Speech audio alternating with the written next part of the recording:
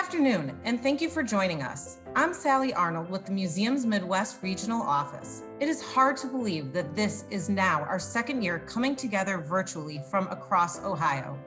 I'd like to begin by simply saying thank you.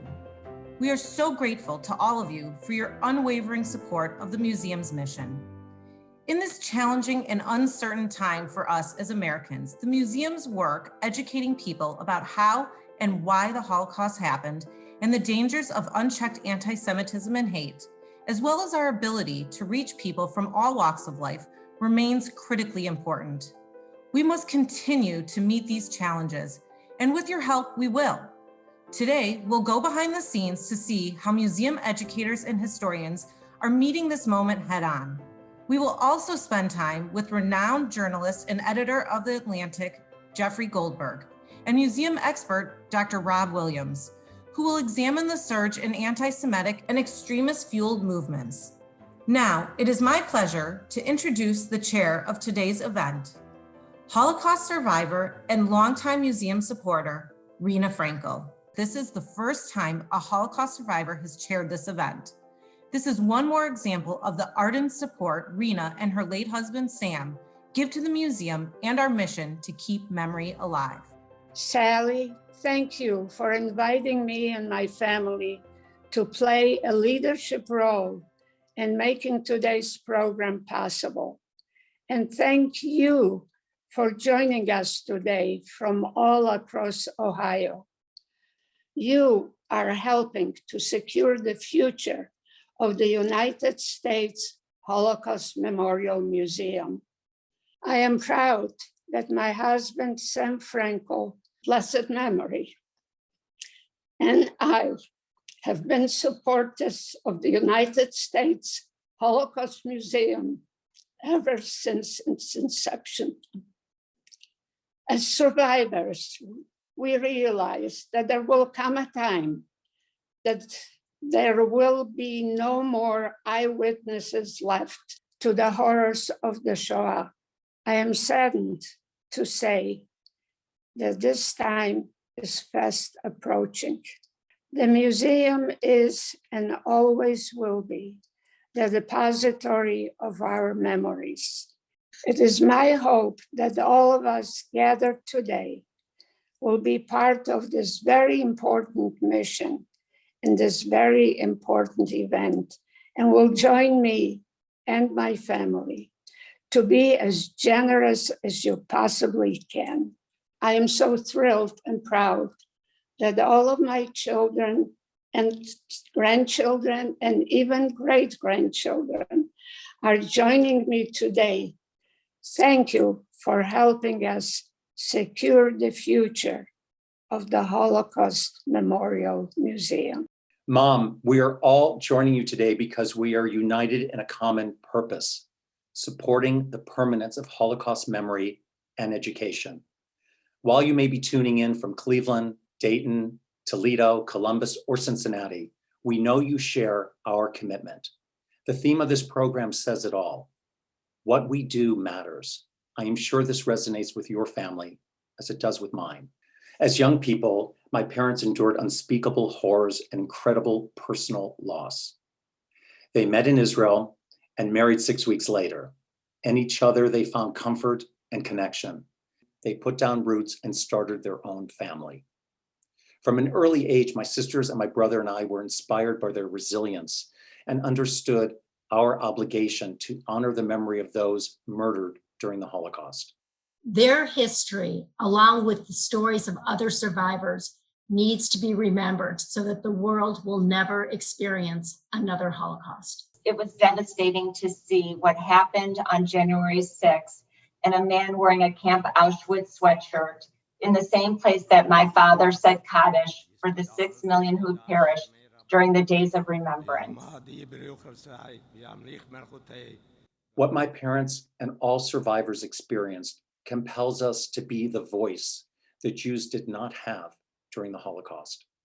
Now all around us, we are witnessing the rise of extremism, marginalization of the other, and hate fueled in part by anti-Semitism.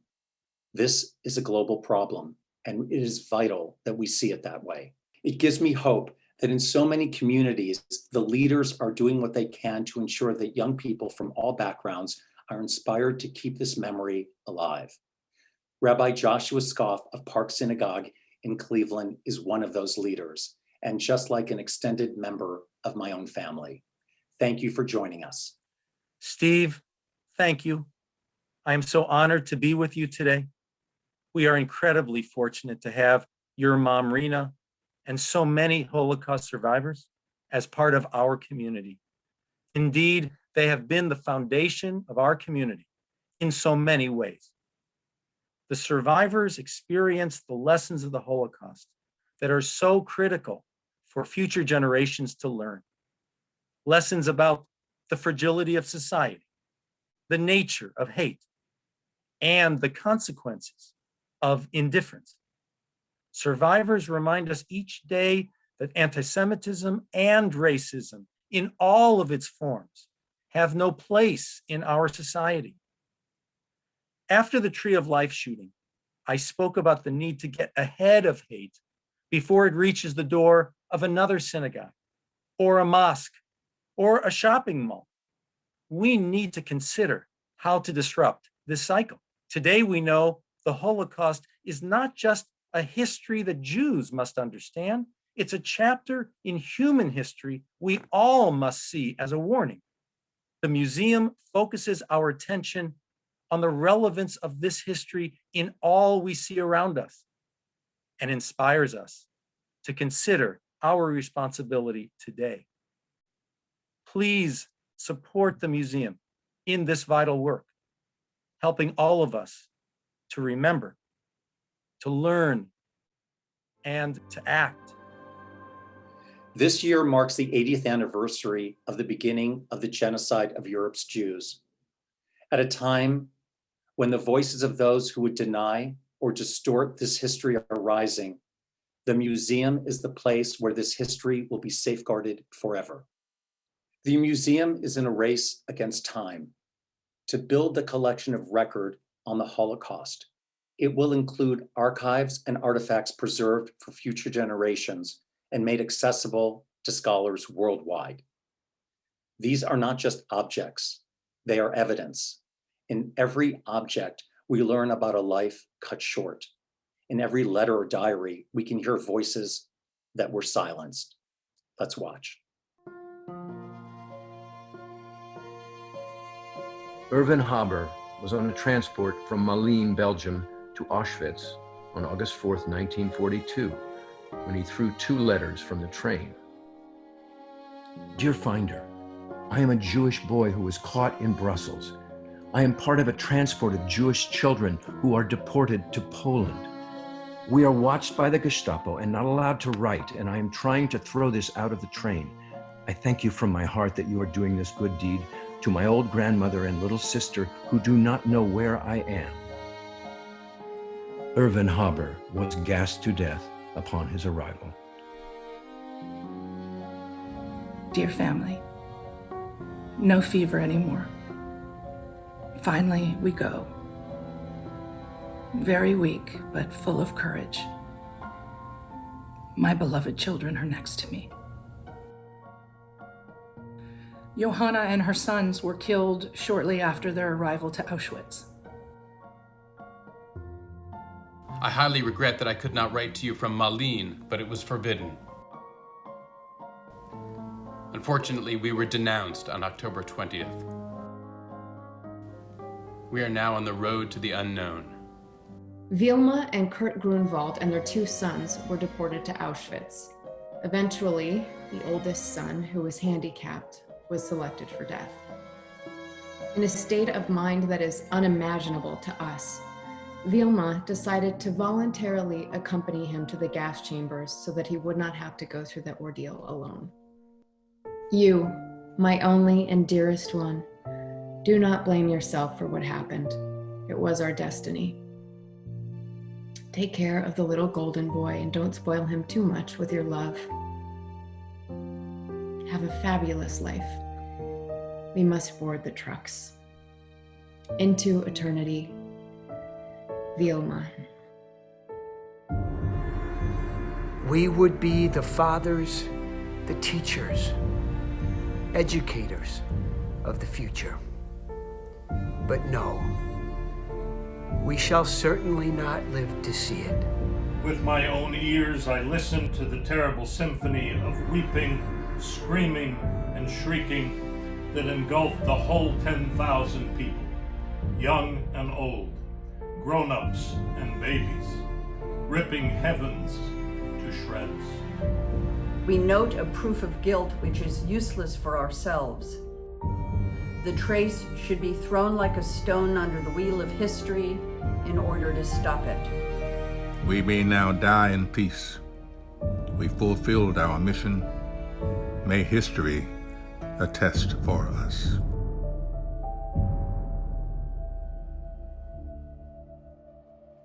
In the spring of 1945, American troops in Germany and Austria came upon concentration camps at Buchenwald, Dachau, Nordhausen, Mauthausen, and Ohrdruf.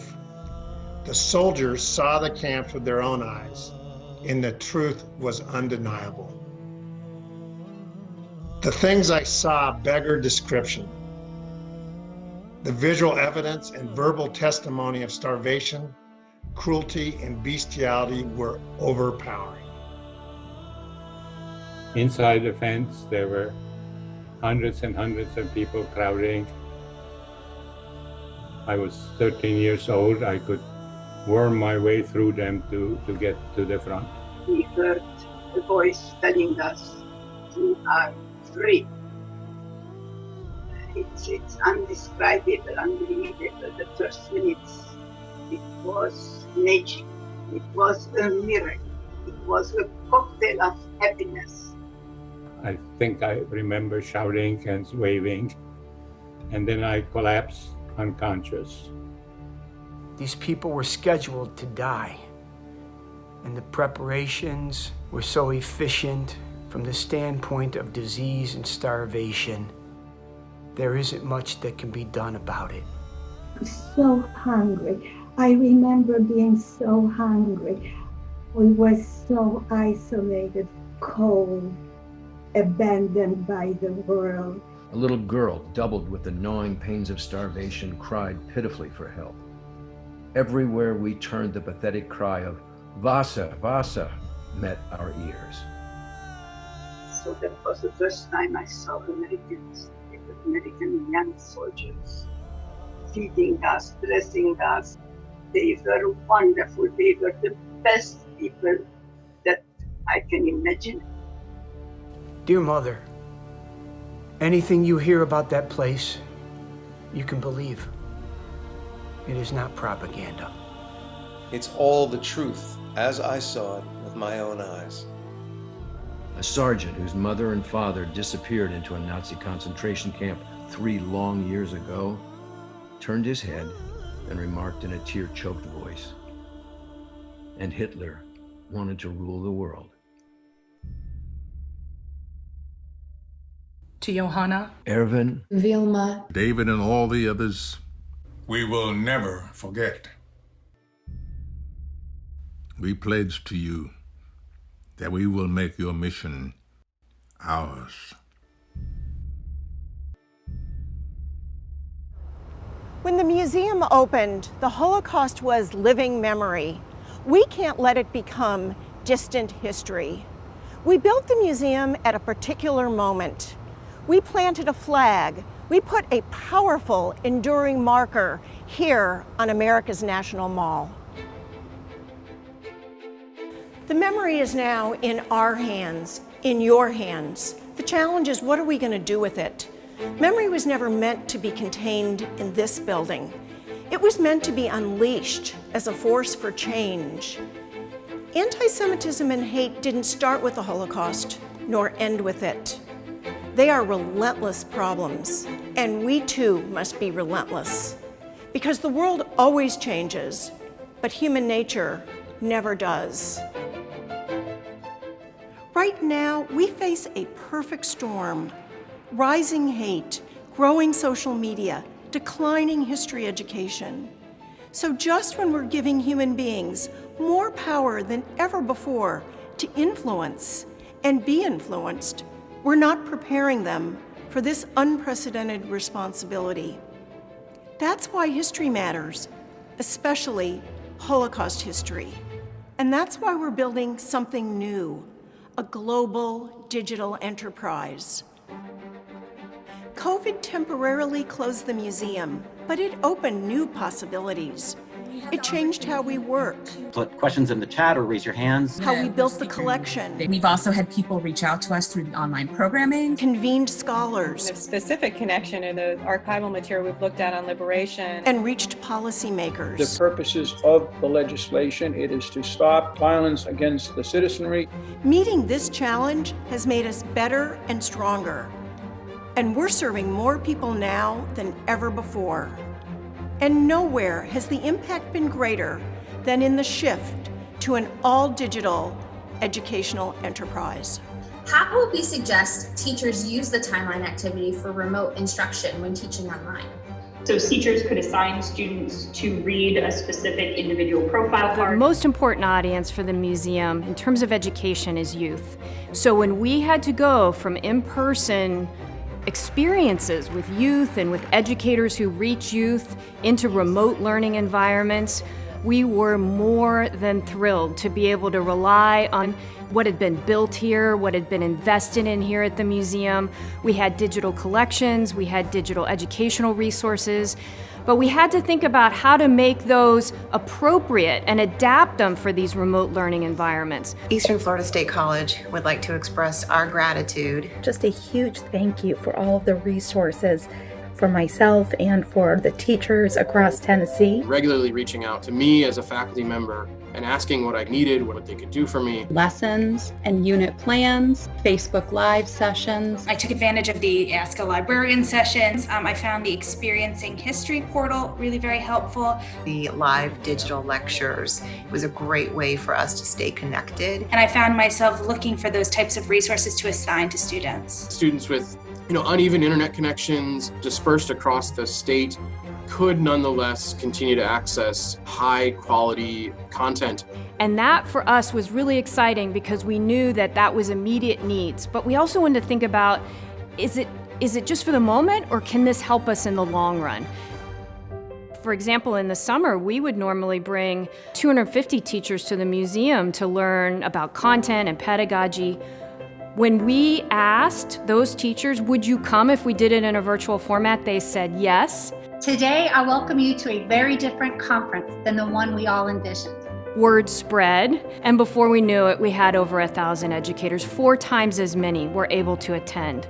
And when we heard that there were teachers from Bethel, Alaska, Mobile, Alabama, and Paint Lick, Kentucky, we knew that we had achieved something really special. Educators from all around the world came together to receive quality Holocaust education from the museum. I don't know what I would do during this time without you. These were all resources that made a difference in teachers' daily lives. And it also has made a difference in how we move forward as teachers. One of the earliest transitions that we made with our programs was for the program that invites local youth in DC to become ambassadors for the museum. Ambassadors, I'm not the only one who has congratulations and well wishes. Our guest speaker served on the museum council, but you may know him better as a 2-time NBA champion, Mr. Ray Allen. I want to take this moment to say I'm amazed by you all. I'm encouraged. I'm thankful. And each one of you young people has an opportunity to determine what our futures are going to be. My name is Rose Bohm, and I'm a sophomore at Washington. My name is Ativa D'Souza, and I'm a rising junior at the Thomas. We have all learned so much. We are the leaders the museum has built. Make us want to go out and create an impact on our own personal communities. We have an obligation to speak out and stand up against hate and bigotry in this world. As we go forward, we're going to be thinking about how we maximize these new remote tools in ways that complement our in-person successes. But whether we're engaging remotely or in person, the museum is going to continue to engage leaders who are so central to the health of our democracy. Welcome to week 3 of Crisis Leadership and National Security. Since the spring, we've run programs for international military officers, senior level government and military leaders, as well as police, prosecutors, lawyers, and judges. It would be impossible not to bring it up, right? It is what is on everyone's mind right now. We create meaningful remote educational experiences for our audiences, and it's only going to enhance our capacity to lead not only nationally, but also globally. We're constantly listening. We're constantly off kilter in the sense that we know the world is changing around us and we have to listen and we have to be ready to respond, but the challenge is great. The museum has met this moment, but our work isn't done. History is a lesson and a warning. It can also be a source of hope. When people look back on the Holocaust, they often ask, what would I have done? Our job now is to get them to ask, what will I do? And we need your help.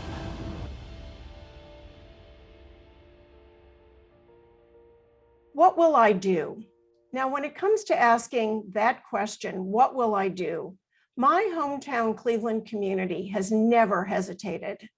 Not only that, you always punch above your weight, as they say, and you do it in so many different ways.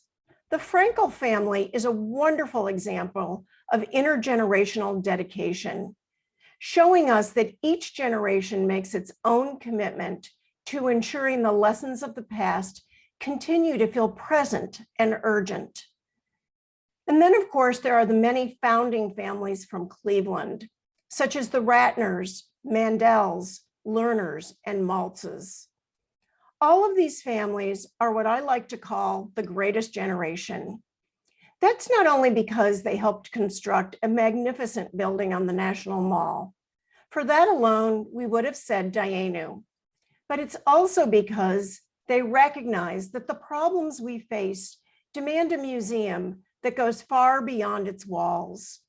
These founding families, and indeed all of you, are helping us build something new, an institution to reach new generations worldwide.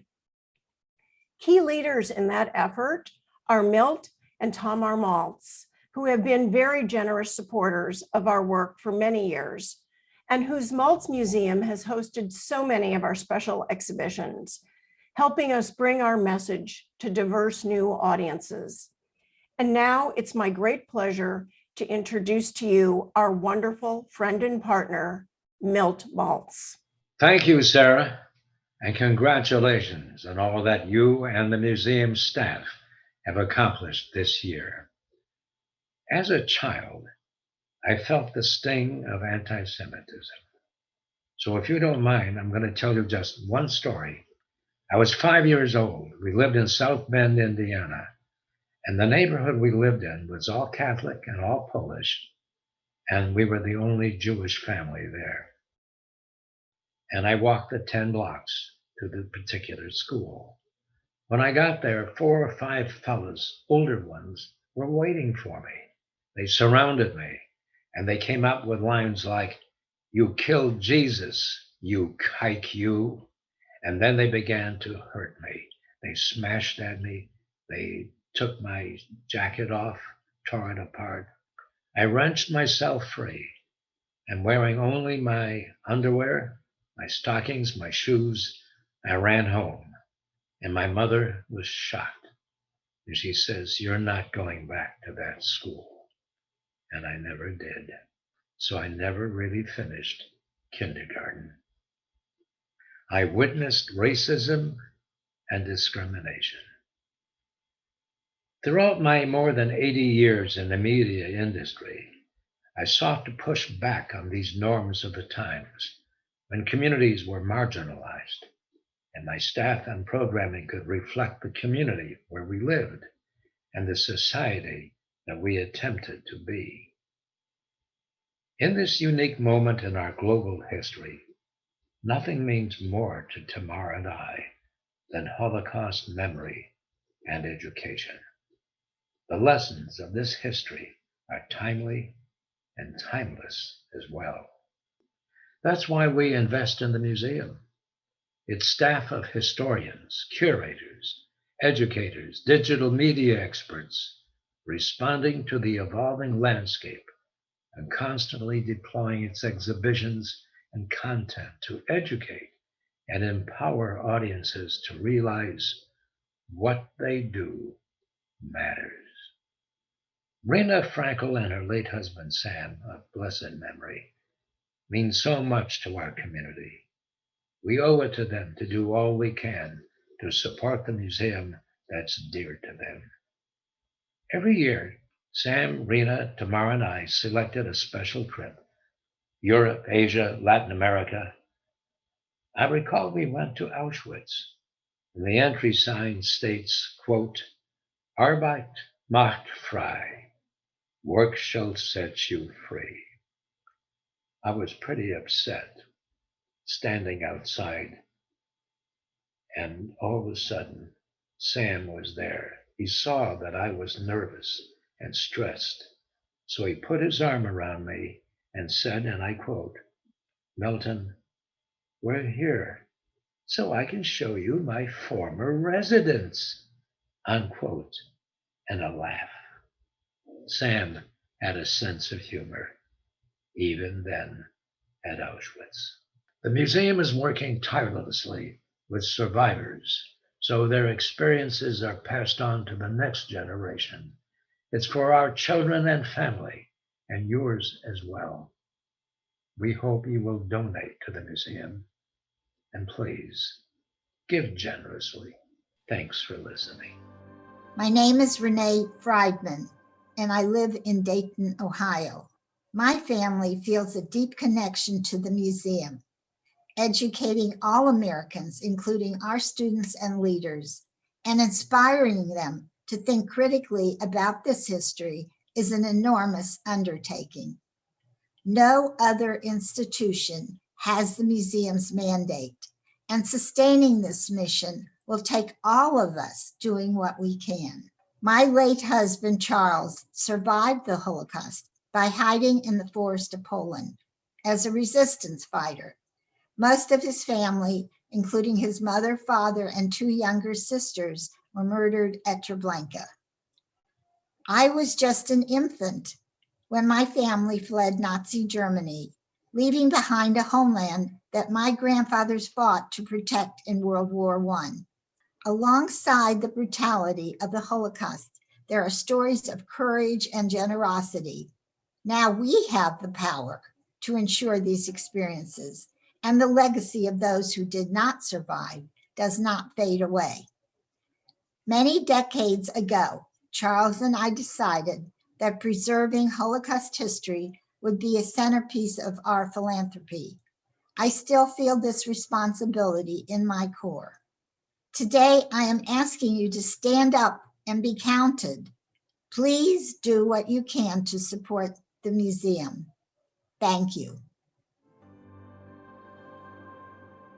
The recent rise in extremist ideology predicated on alternative facts, including Holocaust denial and distortion, threatens Holocaust memory.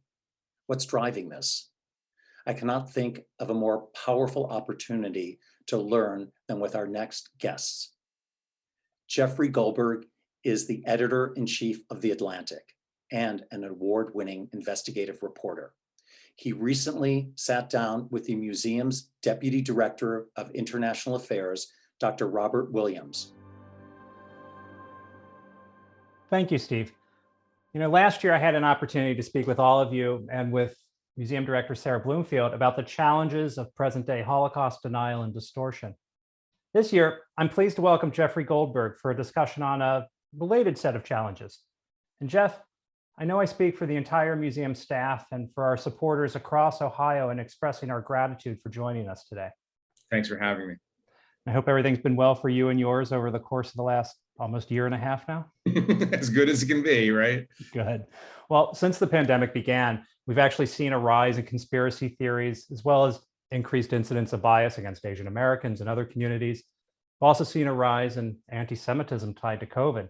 Holocaust imagery like the yellow star is unfortunately increasingly abused in debates over national pandemic response, so on and so forth.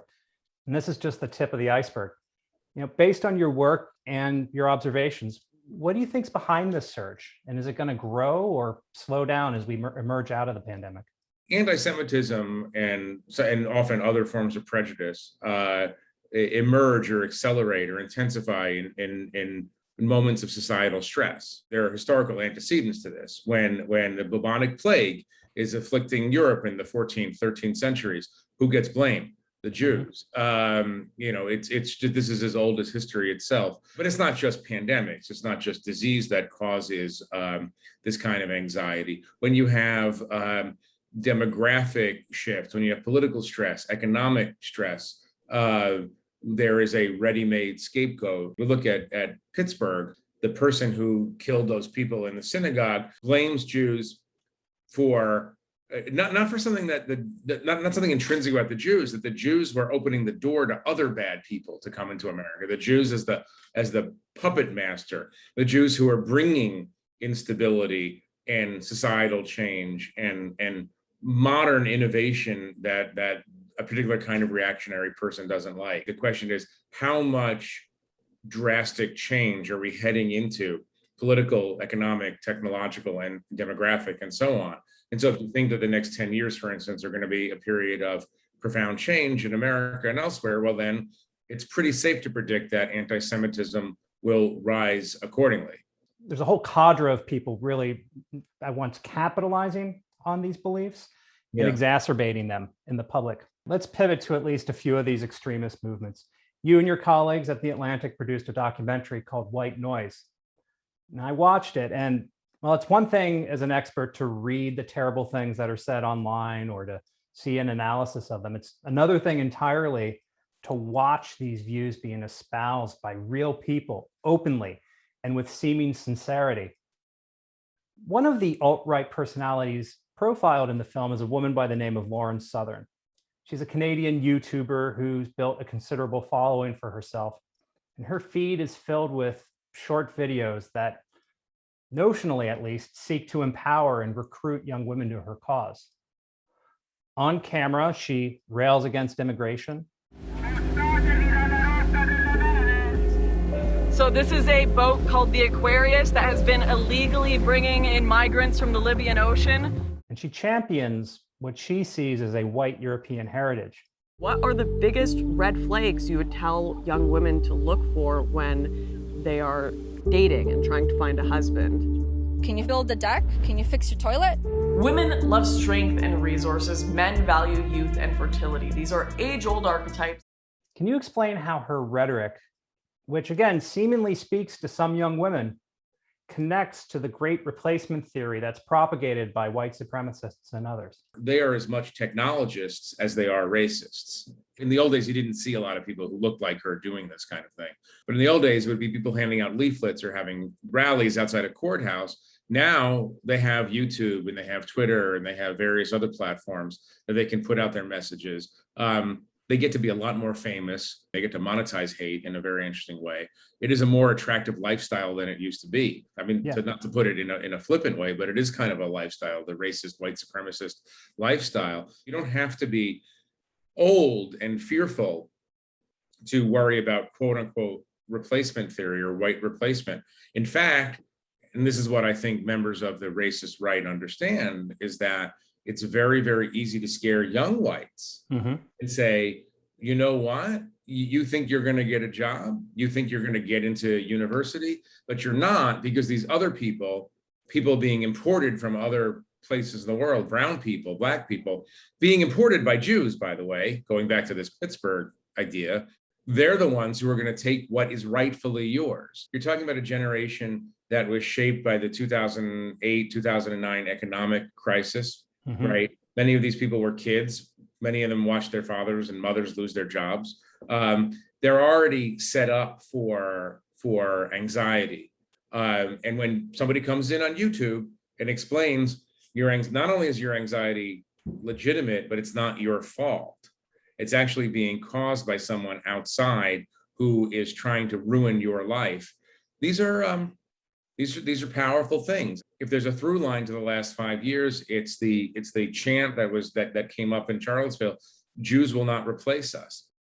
Jews will not replace us. Jews will not replace us. I mean, they're telling us what they feel. They're saying, like, they think that the Jews are a nefarious force that are bringing in Black and brown people to take their jobs and their neighborhoods. It's some of the patterns that we've seen in authoritarian states and fascist states in the past, repeating themselves here. The presentation of respectability is something that is, well, it's kind of new, right? I mean, you know, Charlottesville was, for many people, the first time you saw right-wing extremists, very hardline people wearing polo shirts instead of bomber jackets or leather jackets. You know, a lot of the people profiled in White Noise were part of the Charlottesville rally or helped inform it, and have unfortunately become known faces to a number of us. Right. Do they also relate at all to the siege of the US Capitol that took place on January 6th? I went down to the rally at the White House and then marched down Pennsylvania Avenue with a bunch of QAnon believers, just trying to understand them. What the Charlottesville crowd, the alt-right crowd, and the larger Capitol crowd have in common is a belief that someone is trying to take what is rightfully theirs. Mm-hmm. And the Capitol, the specific thing was an election. The broader thing was their country. With the alt-right, it's their culture, European culture, quote unquote. It's their jobs, their privileged place as the dominant group.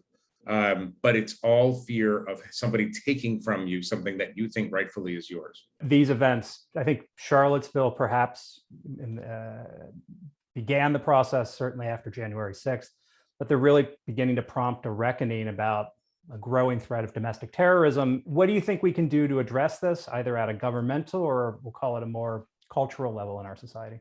We in journalism have spent 5 or 6 years trying to figure out how to bring reality-based information, discourse, to that 35 or 40% of America that has gone into an alternative ecosystem or a bubble of information.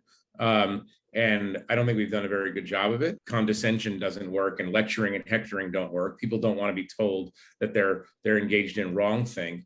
But it's very, very hard because the social media ecosystem in particular is so high speed, so toxic, so high, such high metabolism that it's very hard to use accurate information to combat inaccurate information. You know, and the second piece I would say is, do you ignore extremists in the hope that you keep them on the margins, that you don't give them oxygen, or do you fight them?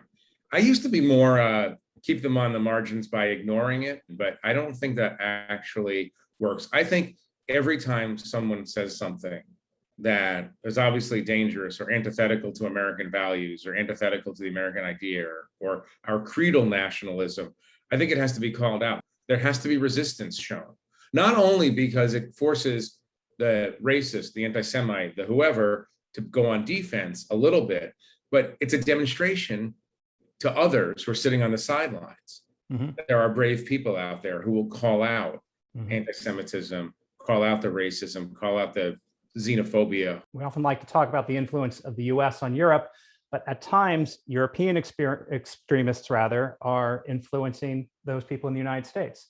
Last year, the director of the FBI made a report about US extremists traveling to Ukraine or to Russia for military training purposes. Are there other influences we need to take into account as we try to figure out the best way to respond? You can't talk about this without setting it against the larger backdrop of the sort of ebb and flow of authoritarian thinking and authoritarian governance. The authoritarian impulse is there, that there are clever leaders who will exploit ethnic division, religious division, and to their advantage, that they will use technology and use social media in very clever and nefarious ways. So this is all happening within a larger framework, because it turns out that history is not over, and that the fight between democratic ideals and non-democratic ideals is an active one. Anti-Semitism always flourishes on the authoritarian margins of left and right. This fight is pretty existential if you think about it through the Jewish prism or through the prism of other embattled, smaller minorities or marginalized people. There are statistical indicators showing that, respect for democracy is contingent on a whole host of factors, including economic or feeling of economic and personal security. And when corners are cut, as you're suggesting, people are less interested in affirming those norms. So we have to continue to talk about them. I want to return to the United States. So FBI statistics have shown us just between 2018 and 2019 that anti-Semitism rose by 14% just over that 1 year. And if you remember that 2018 was the year of the shootings at the Tree of Life Synagogue, that's a very scary indicator. A number of states and the federal government are trying to respond to this. So some states, like my home state of Kentucky, have adopted working definitions of anti-Semitism to kind of guide their work in this arena. Federal government is, in certain areas at least, trying to extend civil rights protections to Jewish students on college campuses. Yeah. And Congress also passed what's called the Never Again Education Act in order to provide more access to high quality Holocaust education. And these are welcome developments, but it doesn't seem like enough. Something else is necessary. What do you think that might be? I always go back to this expression, creedal nationalism. We are a nation built around ideas. We're unique in this regard. We're not around an ethnicity. I mean, that's what this whole fight is. It's a fight over whether this country is built around an ethnicity and a religion, or it's around a set of ideas. So I actually think that you can't separate out the questions you're raising and some of these legislative activities are addressing without addressing the broader issue of civic education, of learning American history. I worry about how many American citizens could actually pass our citizenship test. We have no common civics education, patriotism education. Patriotism just doesn't belong to, a reactionary right.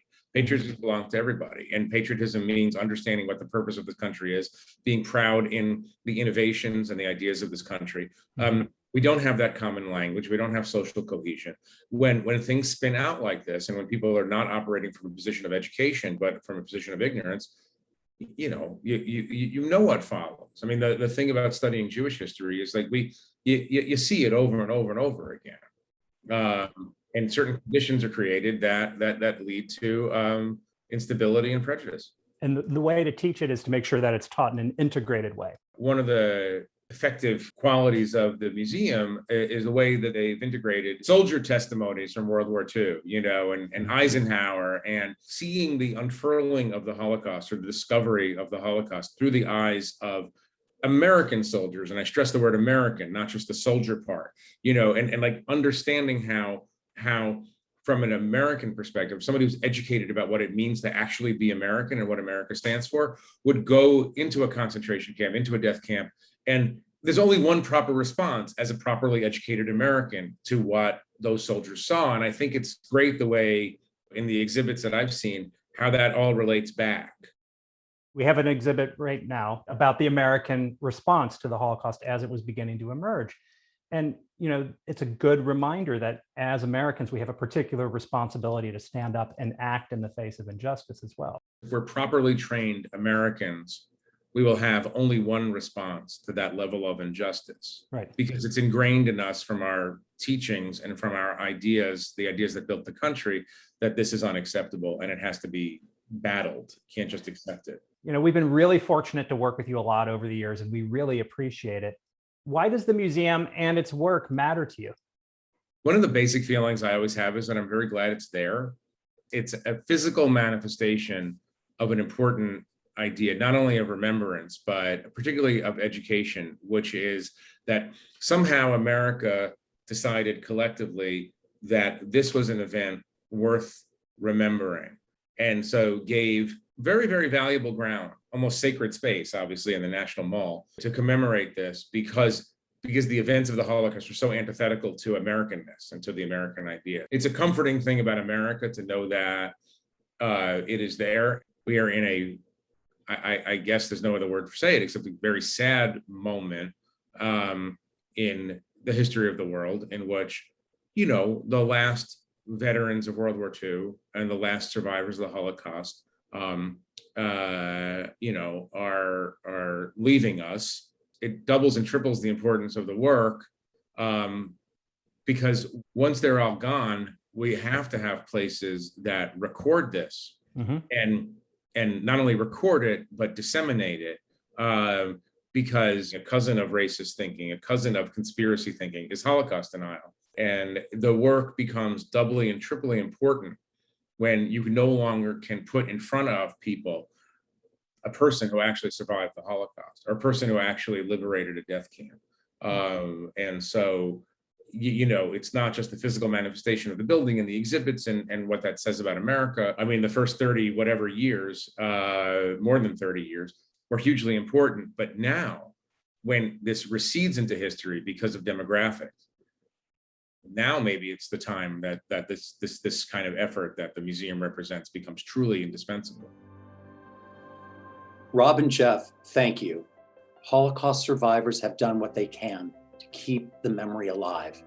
It's up to us now. The museum is a testimony to the sanctity of life. It not only teaches the lessons of the Holocaust, but it also helps to educate the importance of tolerance. It is more than just a building. It is a place where my parents' story and other people's story is told. We must preserve their legacy. As we get farther away from the events of the Holocaust, it's that much more important to remember. We need to keep these stories alive. To Rena and all of our survivors. We pledge to keep your stories alive. We will remember. We will remember. We will remember. We will remember. We will remember. We will remember. We will remember. Remembering is not enough. We need to act. Please give today. Please give generously. Thank you. Thank you. Thank you. Thank you. What you do matters. What you do and what we all do matters.